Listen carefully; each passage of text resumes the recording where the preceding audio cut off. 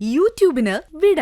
സൂര്യയിലെ എല്ലാ പരമ്പരകളും സംരക്ഷണത്തിന് ശേഷം തികച്ചും സൗജന്യമായി സൺ നെക്സ്റ്റ് ആപ്പ് ഡൗൺലോഡ് ചെയ്യൂ. കണ്ടാസ്വദിക്കാം നിങ്ങളുടെ പ്രിയ പരമ്പരകൾ. നീ ഇന്ന് വരെ അത് വായിച്ചിട്ടുണ്ടോടി? വായിക്കാൻ നിനക്ക് അക്ഷരം വലുത് അറിയാവോടി? 10ാം ക്ലാസ് 4 തവണ പൊട്ടി മൂക്കില് പല്ലും വന്നിരിക്കുമ്പോഴല്ലടി നിന്റെ ആ മനോഹരം വന്ന് കെട്ടിക്കൊണ്ടു വന്നത്. കമലാക്ഷി, എന്റെ മരുമകളെ കുറിച്ച് വേണ്ടാതീനം പറയരുത്. അവളെ 10ാം ക്ലാസ് ഒന്നും അല്ല. അല്ല, 9ാം ക്ലാസ്സാ. 10ാം ക്ലാസ് ജയിച്ചില്ലെങ്കിലേ ഞങ്ങളുടെ നാട്ടിൽ പറയുന്നത് അങ്ങനാ. ഈ കൂതറകളെടുത്ത കച്ചടിന് വർത്താനം പറഞ്ഞോണ്ട് നിന്റെ മറ്റോളാടി. എടി കൊച്ചേ, ഈ തള്ള പറയണതൊക്കെ കേട്ട് നീ വേണ്ടത്ത പണിക്കൊന്നും നിൽക്കണ്ട കേട്ടാ. എത്രയും പെട്ടെന്ന് ഇവിടുന്ന് രക്ഷപ്പെടാൻ നോക്ക്. ഇവിടെ നിന്ന നീ കളക്ടർ പോയിട്ടൊരു പ്യൂണ് പോലും ആവൂല. അതെ, അത് തീരുമാനിക്കുന്ന പഞ്ചായത്ത് പ്രസിഡന്റ് അല്ല, വിവരവും വിദ്യാഭ്യാസമുള്ള വേറെ ആളുകളാ. എന്റെ ആതിരക്കുട്ടിയെ കളക്ടർ ആക്കണമെന്ന് ഞാൻ തീരുമാനിച്ചിട്ടുണ്ടെങ്കിൽ അതാക്കിയിരിക്കും. നീ പോടാ നൊത്തോലി. എന്റെ സുനീഷേട്ടനെ വല്ലതും പറഞ്ഞല്ലുണ്ടല്ലോ. പറഞ്ഞ നീ എന്ത് ചെയ്യും? പറഞ്ഞു നോക്ക്, അപ്പൊ കാണാം. നീയല്ലേ മോളെ പറഞ്ഞത് ഇവളൊരു പാവം പെണ്ണാണെന്ന്? ഇവള് പാവമൊന്നും അല്ല, കമലാക്ഷിക്ക് പറ്റിയ മരുമോള.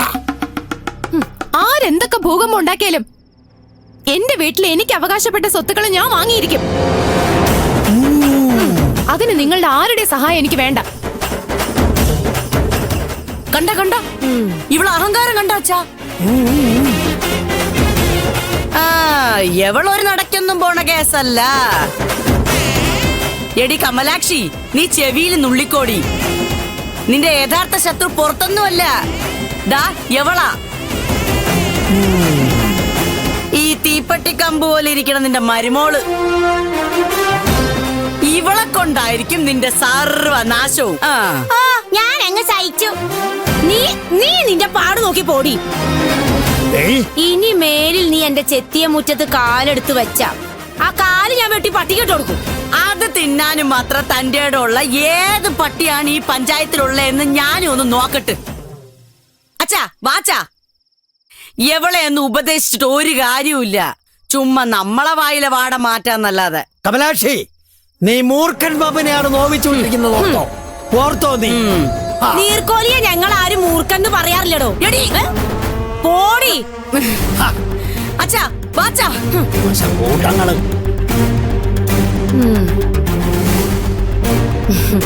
മോള് പേടിച്ചു പോയോ?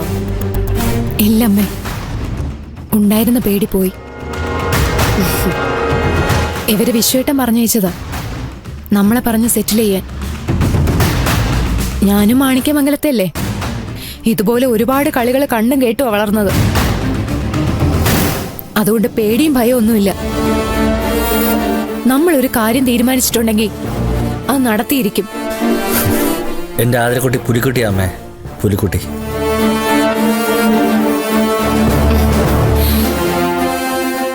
കോതാര കോളനിക്ക് മറ്റൊരു ഝാൻസി റാണി, ആതിര സുനീഷ് കുമാർ.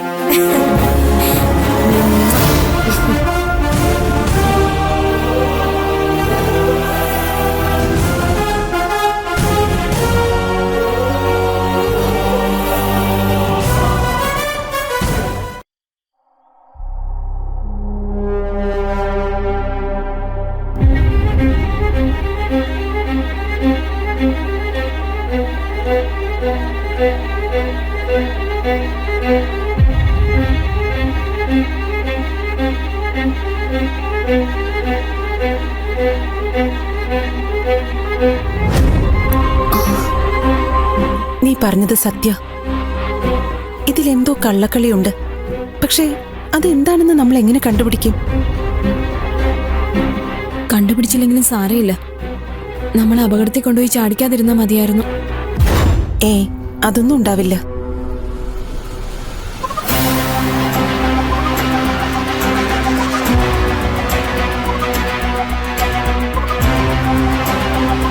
നമ്മൾ 2 ദിവസം ഇവിടുന്ന് മാറ്റി നിർത്തി വിശ്വേട്ടനും അജയനും കൂടി എന്തോ ഗൂഢ പദ്ധതി പ്ലാൻ ചെയ്യുക. ഇതിപ്പോ ദൈവത്തിന്റെ പേര് പറഞ്ഞുള്ള യാത്ര ആയതുകൊണ്ട് മധുരിച്ചിട്ട് തുപ്പാനും വയ്യ, തയ്ച്ചിട്ട് ഇറക്കാനും വയ്യ. അമ്മയാണെങ്കിൽ ചാടിക്കയറി കൈ കൊടുക്കുകയും ചെയ്തു. ഏതായാലും നമ്മളെ വിശ്വേട്ടൻ ക്ലീൻ ആയിട്ട് പറ്റിക്കുമല്ലേ. തിരിച്ച് നമുക്കൊരു നമ്പർ ഇറക്കിയാലോ? എന്ത് ചേച്ചി? തീർത്ഥാടനത്തിന് പോകാൻ നന്ദിത കൂടി വേണോന്ന്. അത് ഉഗ്രൻ ഐഡിയ ആണല്ലോ. ഇപ്പൊ നമ്മൾ എന്ത് ചോദിച്ചാലും വിശ്വേട്ടൻ അത് സാധിച്ചു തരും. എന്ന് വാ നമുക്ക് സംസാരിക്കാം. ചേച്ചി ഞാനില്ല, ചേച്ചി പോയി സംസാരിച്ചാ മതി. ഇങ്ങോട്ട് വാടി.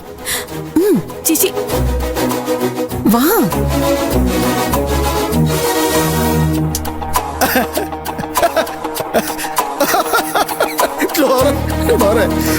അയ്യോ കുച്ചി.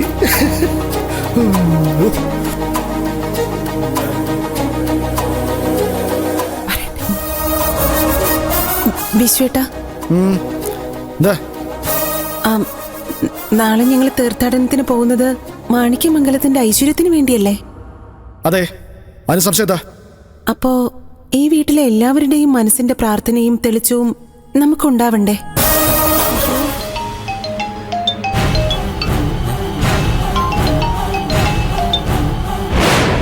ആ പറ പ്രതാപ.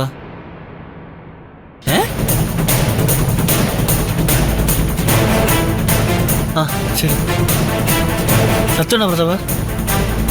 ആ എന്താടാ, ആരെ വിളിച്ചേ? എത്രയും പെട്ടെന്ന് നമുക്ക് മാണിക്യമംഗലത്ത് എത്തണം അമ്മ,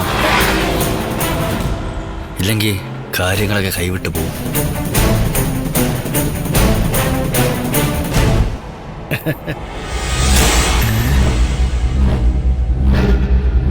ഈ സമയത്ത് ഇത് ആരാ? അജയ, ഡാ വന്ന് ആരാണെന്ന് നോക്ക്. ആരാണെങ്കിലും ഇങ്ങോട്ട് മുകളിലോട്ട് കയറ്റിയിടണ്ട. ശരി ശരി, ചെല പോയി. ആ വായിക്ക വക്കീലേ. ഈ എഗ്രിമെന്റ് പ്രകാരം 2023 ഡിസംബർ 16-നും 21-നും ഇടയിലുള്ള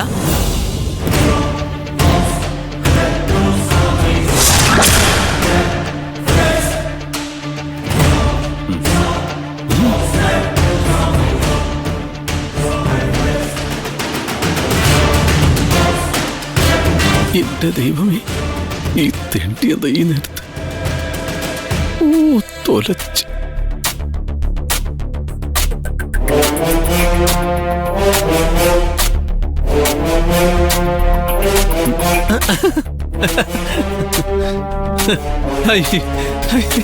അല്ല, ആരിത്? കരീംഭായി ഏട്ടനോ? അപ്പൊ എന്റെ പേര് നീ പറഞ്ഞിട്ടില്ലല്ലോടാ. അത് ചത്താലും ഞാൻ മറക്കോ? എന്നെ വെടിവെക്കാൻ പഠിപ്പിച്ച എന്റെ ആശാനല്ലേ. നീ എന്നെ അധികം സൂചിപ്പിക്കുകയൊന്നും വേണ്ട.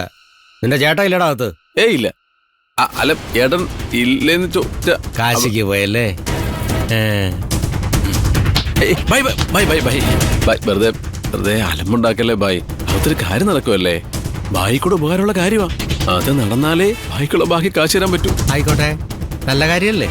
അത് കഴിഞ്ഞ് കാശും വാങ്ങി ഞാൻ പൊയ്ക്കോളാം. ഇപ്പൊ അങ്ങോട്ട് പോയാൽ ശരിയാവുമല്ല. അതുകൊണ്ട് ശരിയാവൂ. കാശും വാങ്ങി നീയൊക്കെ മുങ്ങിയാലേ ഞാൻ എന്തോ ചെയ്യടോ? ഞങ്ങൾ എത്രക്കാരാണോ ഭായി? നിങ്ങൾ എത്രക്കാരായാലും ഞാൻ അകത്ത് പോകും. ആ മൂലയ്ക്ക് അങ്ങനെ ഇരുന്നോളാം. കാശ് കിട്ടുമ്പോ എന്റെ ഫീസും വാങ്ങി ഞാൻ അങ്ങ് പോകും. ഇതിനൊക്കെ എന്തിനാ ഭായി മൂലക്കിരിക്കുന്നത്? കാശ് ഞങ്ങൾ അങ്ങ് തരില്ലേ? ഒന്ന് പറയണ. എടാ, ഏതായാലും ഞാൻ ഇവിടം വരെ വന്നതല്ലേ, നിങ്ങൾ എന്തിനാ വെറുതെ ബുദ്ധിമുട്ടുന്നത്? ഇപ്പൊ ഭായി അകത്തോടെ കംപ്ലീറ്റ് കുഴപ്പാവും. ചിലപ്പോ ഈ കച്ചവടം തന്നെ നടന്നില്ല എന്ന് വരും. കച്ചവടം നടത്തിയിട്ടേ അവന്മാർ ഇവിടം വിട്ട് പോകും. നീ ഇവിടെ തന്നെ ഉണ്ടാവണം. ഞാനിപ്പോ കാശും വാങ്ങി വരാം. അയ്യോ, വയറ് മാറ്റടോ.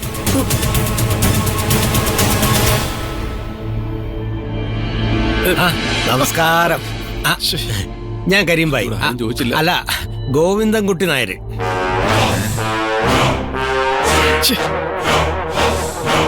ഈ വിശ്വനാഥൻ മുതലാളിയുടെ ഒരു അടുത്ത ബന്ധുവാ. എന്തായി, കച്ചവടമൊക്കെ ഉറപ്പിച്ചോ?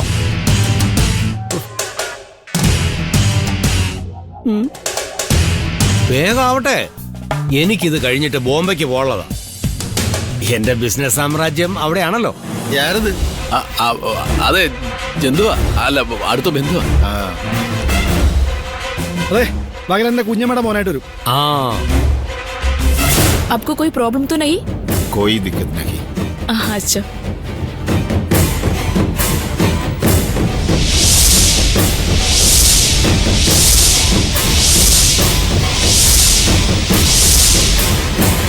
ഈ വായിച്ചു കേട്ട എഗ്രിമെന്റ് ഇരു കൂട്ടർക്കും സമ്മതമാണെങ്കിൽ ഇനി മറ്റു നടപടികളിലേക്ക് കടക്കാം. എനിക്ക് സമ്മത.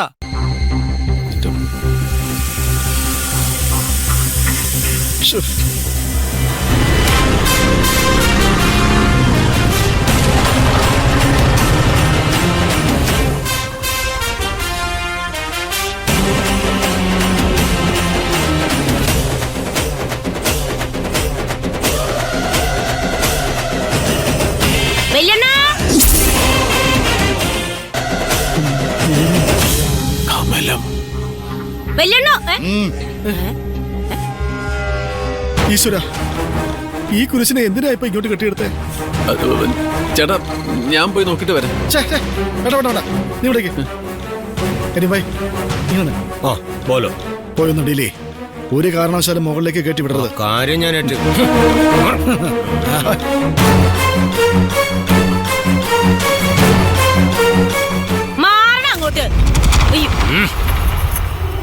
എങ്ങോട്ടാ എല്ലാം കൂടി ഇടിച്ചു കയറി? അത് ചോദിക്കാ നീ ആരടാ? ഇതേ ഞങ്ങളുടെ വീടാ. അതൊന്നും എനിക്കറിയത്തില്ല. നിങ്ങളെ പറഞ്ഞു വിടാനാ വിശ്വനാഥൻ മുതലാളി എന്നോട് പറഞ്ഞിരിക്കുന്നത്. പറഞ്ഞു വിടാനോ? അതുകൊള്ളാലോ. എന്നാ പിന്നെ അത് കണ്ടിട്ട് ബാക്കി കാണാൻ പ്രത്യേകിച്ചൊന്നുമില്ല. മര്യാദയ്ക്ക് അവരെ വിളിച്ചോണ്ട് പോടാ. അങ്ങനെ നീ പറയുമ്പോ പോവാനല്ല ഞങ്ങൾ ഇവിളി വിളിച്ചോണ്ട് വന്നത്. ഇതാരാ നിനക്ക് അറിയോടാ? വിശ്വനാഥൻ മുതലാളിയുടെ ഒരേ ഒരു പെങ്ങളാ ആതിര IAS. ആതിര സുനീഷ് കുമാർ IAS. ആരായാലും കൊള്ളാം. ഇവിടെ കിടന്ന് ബഹളം ഉണ്ടാക്കിയ എല്ലാത്തിനെയും ചവിട്ടി കൂട്ടിയാൻ വെളികളെ. നിനക്ക് അത്രയ്ക്ക് ധൈര്യം ഉണ്ടോടാ? നിനക്കേ ഈ ഝാൻസി റാണി കമലാക്ഷി അറിയത്തില്ല. നിങ്ങൾക്ക് ഞങ്ങളുടെ ബായിയെ അറിയത്തില്ല. നിങ്ങള് ഝാൻസി റാണി ആണെങ്കിലേ ഞങ്ങളുടെ ബായി ടിപ്പു സുൽത്താനാ. ജീവൻ വേണമെങ്കിൽ ഇറങ്ങി പോടേ. ആരെന്തൊക്കെ ഭീഷണിപ്പെടുത്തിയാലും ഞാൻ വിശ്വേട്ടനെ കണ്ടിട്ടേ പോവും. എന്നാ പിന്നെ എന്റെ കയ്യിൽ നിന്ന് നീ മേടിച്ചോണ്ടേ പോവും. നീ ചുണയുണ്ടെങ്കിൽ തല്ലടാ. ഇവളുടെ ദേഹത്ത് തൊട്ടാ നിന്റെ കയ്യ് ഞാൻ വെട്ടിയെടുക്കും. അകത്ത് ആരെയും അറിയിക്കാതെ ചില കള്ളക്കളികളൊക്കെ നടക്കുന്നുണ്ടെന്ന് അറിഞ്ഞിട്ട് തന്നെയാടാ ഞങ്ങൾ വന്നത്. ഞങ്ങളോട് ചോദിക്കാതെ ആ ഓഹരി മറച്ചു വെക്കാൻ അയാൾക്ക് എന്ത് അധികാരാടാ ഉള്ളത്? ചുണയുണ്ടെങ്കിൽ ആ വിശ്വനാഥൻ മുതലാളിയോട് അകത്ത് ഒളിച്ചിരിക്കാതെ ഇങ്ങോട്ട് ഇറങ്ങി വരാൻ പറയടാ. സുനീഷേ,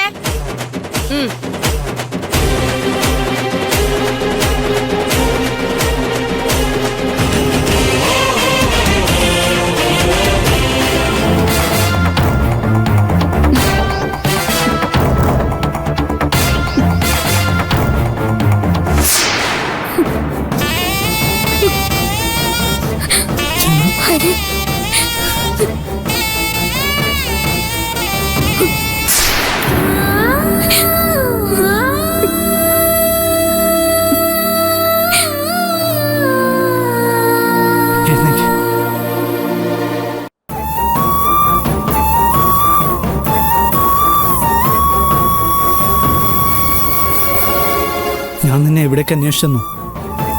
ഒടുക്കം തിരുവനന്തപുരത്ത് വീട്ടിൽ വരെ പോയി. അയ്യോ, എന്നിട്ട് അവിടെ വീട് അടഞ്ഞു കിടക്കുക. അടുത്തുള്ളവരോട് ചോദിച്ചപ്പോൾ അവിടെ ഉണ്ടായിരുന്നവർ വീട് മാറിപ്പോയെന്നാ പറഞ്ഞ. കുറച്ച് കടബാധ്യതകൾ വന്നപ്പോ ഭദ്രനമ്മാവൻ വീട് വിറ്റു. ഇപ്പോ നെടുമങ്ങാട് ഒരു വാടക വീടെടുത്താ താമസം. അച്ഛനും അമ്മയും അവരുടെ കൂടെയാ. അല്ല, അച്ഛനിപ്പോ എങ്ങനെയുണ്ട്? ICUവിൽ നിന്ന് ജനറൽ വാർഡിലേക്ക് മാറ്റി. ഭാഗ്യം കൊണ്ട് രക്ഷപ്പെട്ടതാണെന്നാ ഡോക്ടർ പറഞ്ഞത്. ചന്നി, നീ എന്നോട് ക്ഷമിക്കണം. എന്തിന്? എന്റെ വീട്ടുകാർ കാരണമാണല്ലോ തനിക്ക് ഈ ദുരന്തങ്ങളൊക്കെ ഉണ്ടായത്. അതിന് ഹരി ഒരു തെറ്റും ചെയ്തിട്ടില്ലല്ലോ. എന്നാലും എന്റെ ഒരു ഗതികേട്. കള്ളനെ പോലെ ഒളിച്ച് ജീവിക്കുക. ഇപ്പോ 2-3 ദിവസം ചേർത്തല്ല എന്റെ ഫ്രണ്ടിന്റെ വീട്ടിലായിരുന്നു. രാത്രി കിടക്കാൻ സ്ഥലം വേണമല്ലോ. ഹരി, എന്താടോ? എന്നെ ഉപേക്ഷിച്ച് വീട്ടുകാർക്കൊപ്പം കൂടുന്ന നല്ലതെന്ന് എപ്പോഴെങ്കിലും ഹരിക്ക് തോന്നിയിട്ടുണ്ടോ? ജനനി, അങ്ങനെ എന്തെങ്കിലും സംഭവിച്ച അന്ന് ഈ ഹരിയുടെ മരണമാ. ഭൂമിയിൽ ഏത് സൗഭാഗ്യത്തെക്കാളും വലുത് എനിക്ക് നീയാ. ഹരി,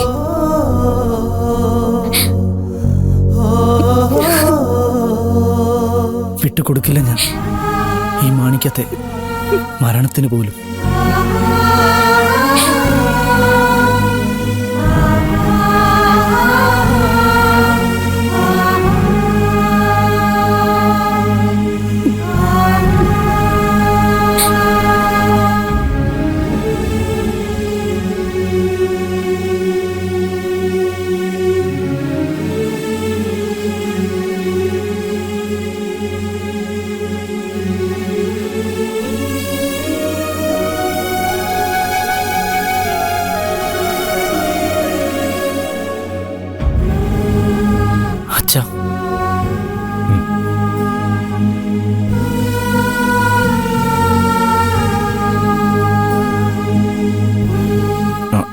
ഹരി മോനെ, നിന്നെ അവര് വിട്ടോ? അച്ഛൻ സംസാരിക്കണ്ട, വിശ്രമിച്ചോളൂ. അച്ഛൻ ഇനി ഒരു വിശ്രമമേ ഉള്ളൂ. അതധികം വൈകില്ല. അതിന്റെ സൂചനകളാ ഇതൊക്കെ. അച്ഛൻ എന്തൊക്കെയാ പറയുന്നേ? സത്യങ്ങളാ മോളെ. പക്ഷെ അച്ഛന് സങ്കടമില്ല. കാരണം ഞാൻ നിന്നെ ഹരിയെ ഏൽപ്പിച്ചിട്ടാണല്ലോ പോകുന്നത്.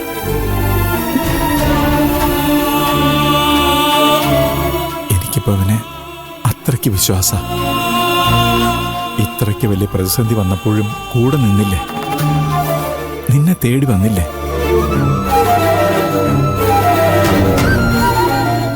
പപ്പി ഇതുവരെ കാര്യങ്ങളൊന്നും അറിഞ്ഞിട്ടില്ലല്ലോ അല്ലേ? ഇല്ല, അറിയിക്കണ്ടെന്ന് ഞാൻ അമ്മാവനോട് പറഞ്ഞു. അമ്മാവനും അമ്മായിയും സുച്ചിയും കഴിഞ്ഞ ദിവസം വന്നു പോയിരുന്നു. അച്ഛൻ ആ സമയത്ത് കോൺഷ്യസ് ആയിരുന്നില്ല. നന്നായി. അവരുടെ സങ്കടം കാണേണ്ടി വന്നില്ലല്ലോ. അച്ഛൻ നിങ്ങൾക്കൊരു ബാധ്യതയായോ മക്കളെ? എന്താ അച്ഛ ഇത്? ആവശ്യമില്ലാത്ത ഒന്നും അച്ഛൻ ഇപ്പൊ ഓർക്കാൻ പറയുകയും ചെയ്യണ്ട. കിടന്നോളൂ, ഞങ്ങൾ പുറത്തുണ്ടാവും.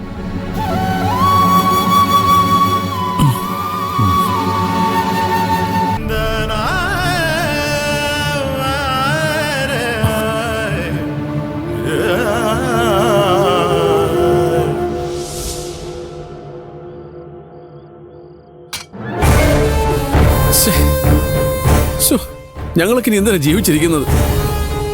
വല്ല വല്ല കായലോടും ചാടി ചത്തുകളെ. ഈ തലതെറിച്ചോളുമാരുടെ അഹങ്കാരം കണ്ടുകൊണ്ട് ജീവിക്കാൻ ഞങ്ങൾക്ക് വയ്യ. അജയ് ഘോഷ് അടങ്ങ്, നമുക്ക് എന്തെങ്കിലും വഴി കണ്ടുപിടിക്കാം. വക്കീല് വക്കീല് പാട് നോക്കി പോവക്കില്ലേ?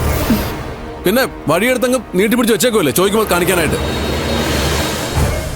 വക്കീലെ, ദേ നടപ്പ് വശമുള്ള വല്ല കാര്യമുണ്ടേ പറ. ഞാൻ നോക്കിയിട്ട് ഒറ്റ വഴിയേ ഉള്ളൂ. എന്തുവാ? ആ 4 പെണ്ണുങ്ങളെയും കയ്യിലെടുക്കുക.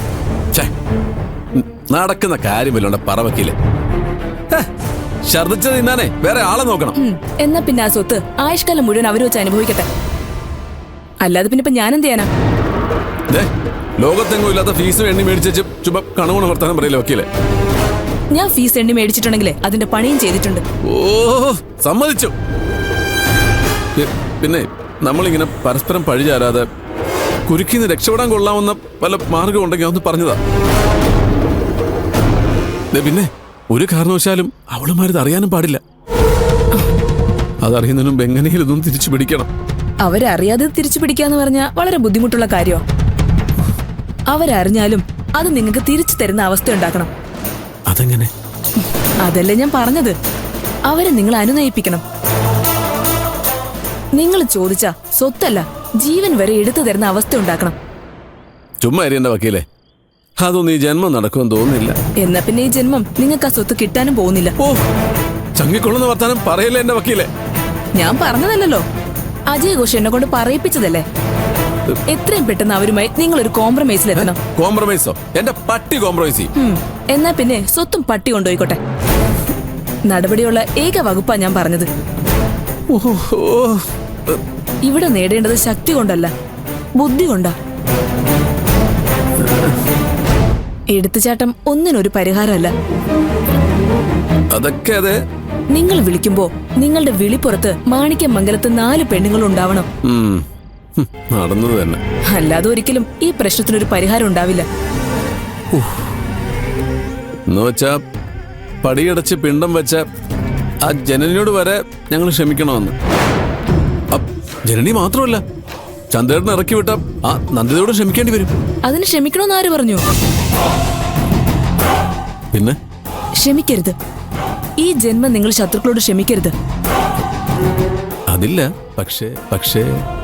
പക്ഷേ അങ്ങനെ അഭിനയിക്കണം. എന്നിട്ട് തഞ്ചത്തിലും തരത്തിലും നമ്മുടെ കാര്യം നേടിയെടുക്കുന്നവരെ കൂടെ നിർത്തണം. അപ്പൊ ചുരുക്കം പറഞ്ഞ ഗതികെട്ട പുലി പുല്ലും തിന്നും.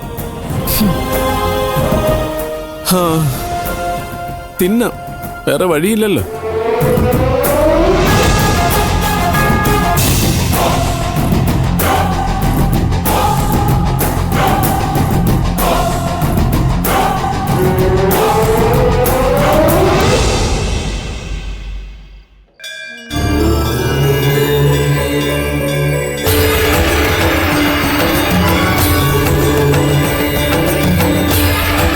എന്റെ ദേവി, നീ എന്തിനാ എന്നെ ഇങ്ങനെ സങ്കടപ്പെടുത്തുന്നത്?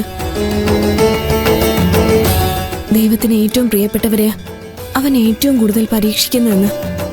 നീ എന്നോട് അത്രയ്ക്ക് സ്നേഹം കാണിക്കല്ലേ? താങ്ങാനുള്ള കരുത്തില്ലാത്തതുകൊണ്ടാ.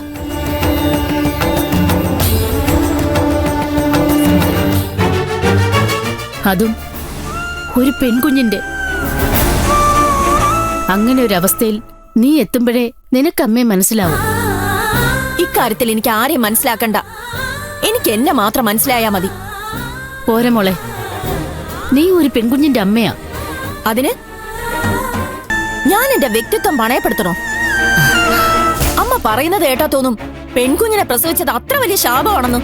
എന്താണോ ഞാൻ പറഞ്ഞതിന്റെ അർത്ഥം? പിന്നെന്താ, പെൺകുഞ്ഞുങ്ങളുടെ അമ്മമാര് ലോകത്ത് സർവരോട് ക്ഷമിക്കണമെന്നും കണ്ണടച്ച് ഇരുട്ടാക്കി എന്നെ സഹിക്കണമെന്നുമല്ലേ അമ്മ പറഞ്ഞതിന്റെ അർത്ഥം?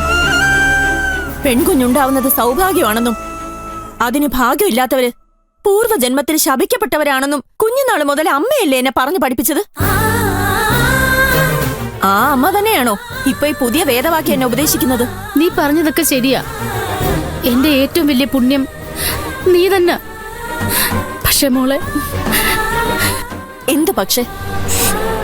ഒരു പക്ഷേയും ഇല്ല. ദൈവം തമ്പുരാൻ താണിറങ്ങി വന്ന് പറഞ്ഞാലും എന്റെ തീരുമാനത്തിൽ നിന്ന് ഞാൻ 1 ഇഞ്ച് പിന്നോട്ട് മാറത്തില്ല. മാറാൻ ഞാനും സമ്മതിക്കില്ലായിരുന്നു. നിന്നെ വന്ന് വിളിച്ചതേ അവന്റെ വീട്ടുകാരായിരുന്നെങ്കിൽ, ഒന്നിക്കാൻ പറഞ്ഞത് ഏതെങ്കിലും കോടതിയായിരുന്നെങ്കിൽ, എങ്കിൽ തല പോയാലും അമ്മ നിന്റെ കൂടെ നിൽക്കുമായിരുന്നു. കൂടെ പോണമെന്ന് നീ പറഞ്ഞാലും ഞാൻ സമ്മതിക്കില്ലായിരുന്നു.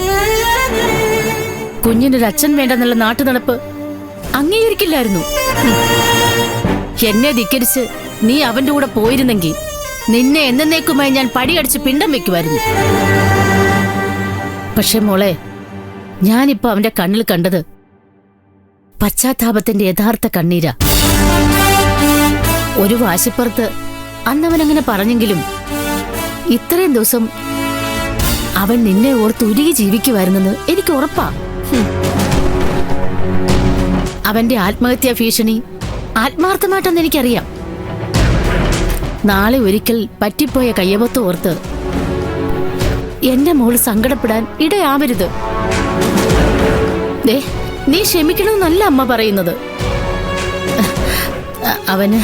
അവന് പറയാനുള്ളത് കേൾക്കാനുള്ള മനസ്സെങ്കിലും ഒന്ന് കാണിച്ചുകൂടെ?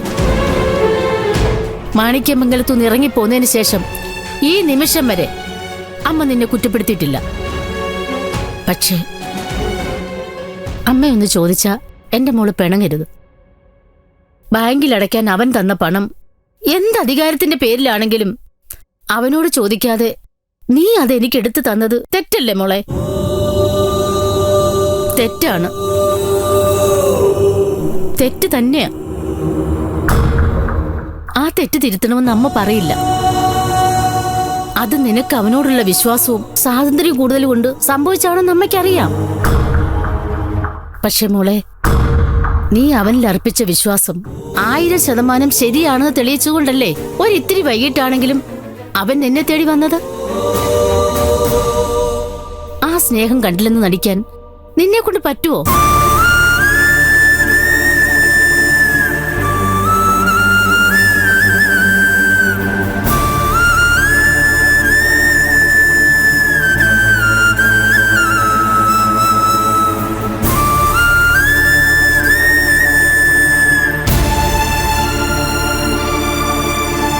നീ അവൻ്റെ കൂടെ പോണമെന്നൊന്നും അമ്മ പറയില്ല. ഈ ജന്മം നീ എനിക്കൊരു ബാധ്യതയല്ല. പക്ഷെ മോളെ, നീ അവനോട് സംസാരിക്കണം. അവന് പറയാനുള്ളത് മുഴുവൻ ക്ഷമയോടെ കേൾക്കണം. എന്നിട്ട് വേണം നീ ഒരു തീരുമാനം എടുക്കാൻ. അമ്മ, അത് ഒന്നും പറയണ്ട. നിങ്ങൾ സംസാരിക്കണം. മനസ്സിലുള്ളത് മുഴുവൻ തുറന്നു പറയണം. മോളെ, തീരുമാനം നിന്റേത് മാത്രമാ. അതെന്ത് തന്നെയായാലും അമ്മ കൂടുണ്ടാവും.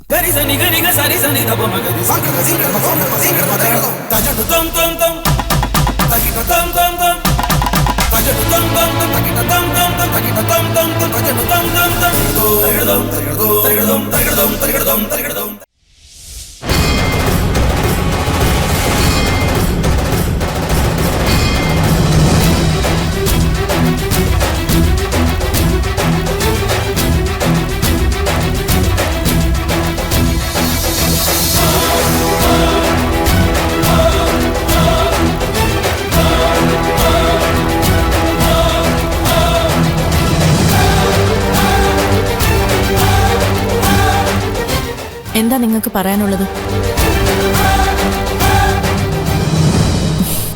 മാപ്പാണെങ്കി വേണ്ട. ഞാനത് അർഹിക്കുന്നില്ല എന്ന് നിനക്ക് തോന്നുന്നുണ്ടല്ലേ?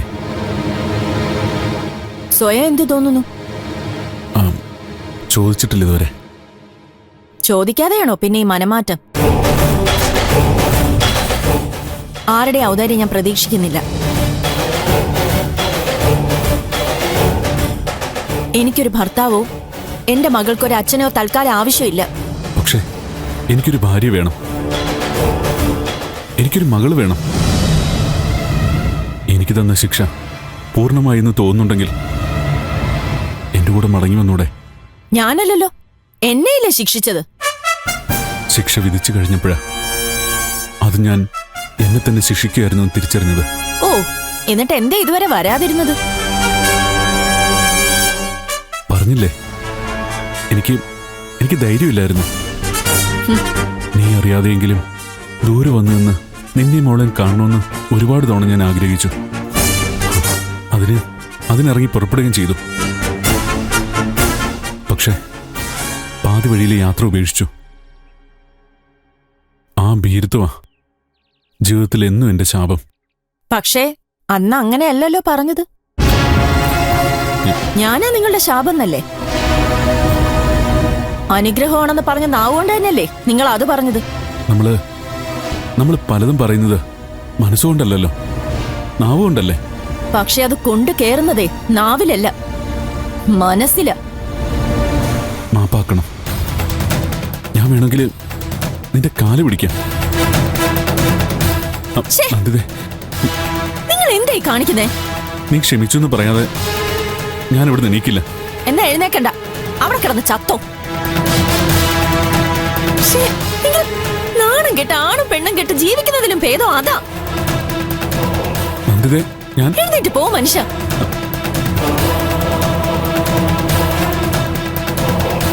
അടിച്ചിറക്കി വിട്ടവനാണെങ്കിലും ആണൊരുത്തനാണ് നിങ്ങളെന്നൊരു അഭിമാനം ഉണ്ടായിരുന്നു. ഇന്നോളോ എന്റെ മനസ്സില്. എന്തിനാ അത് കളഞ്ഞു കുളിക്കുന്നേ? കുറഞ്ഞ പക്ഷം നിങ്ങൾ എനിക്കൊരു കുഞ്ഞിനെ തന്നവനല്ലേ? ആ ഒരു മാന്യതയെങ്കിലും മിച്ചം വെച്ചൂടെ? വേറെ ആരുടെ മുന്നിലല്ലല്ലോ, നിന്റെ മുന്നിലല്ലേ. ഞാനാരാ? നിങ്ങളുടെ പെറ്റമ്മയോ?